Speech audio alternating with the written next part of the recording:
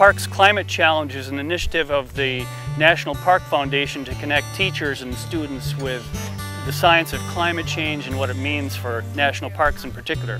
And so we want to connect students to those national parks, let them know what climate change means for national parks, but also to empower them to be able to act on that knowledge. Erosion is one of the top 5. Sand, soil, silt, sediment is the encompassing phrase, is one of the biggest pollutants in our water bodies. The Mississippi National River and Recreation Area is the national park unit to represent the meaning and importance of the Mississippi River for our country. So that means that we represent the natural history of the Mississippi River and the human history and culture here, the recreational values and the economic values too of this river. Well, this year I'm getting more ideas about how climate change is really affecting Minnesota and predictions for the future of our state, the river.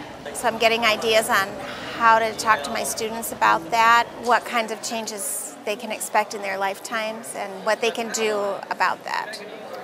The river is always changing, and it's changing from development along the river, and it's changing now from climate change, but we can observe changes in either direction. We can see people working to improve the river. We can see pressures that cause greater runoff pollution.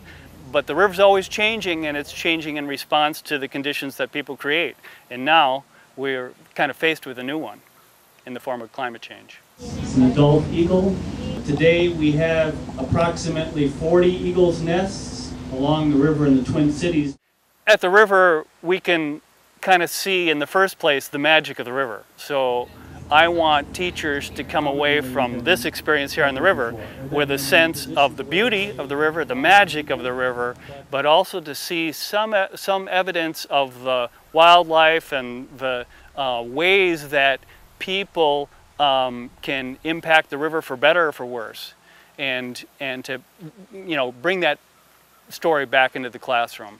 We have a huge walleye and sauger fishery, and so depending on how far this goes and how much the temperature regime increases, we may see their numbers diminish at first, and because they'll become less successful at reproducing.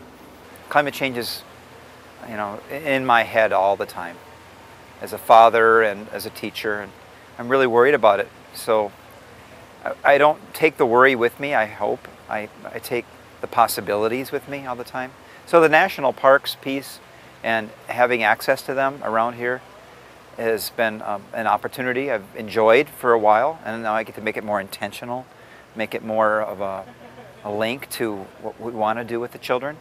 Locally, the partners of the Parks Climate Challenge are the Will Steger Foundation, the National Park Service at the Mississippi National River and Recreation Area, and the Mississippi River Fund. And each of those partners kind of has a special role to play, and the Will Steger Foundation is one of the national leaders in climate change education.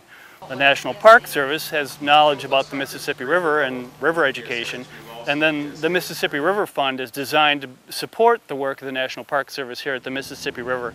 One of our great hopes for this project too is that we can empower students with the idea that they can be change agents too. They can deal with big problems and be part of the solution. And so if we succeed in that, what we've created is the next generation of citizens.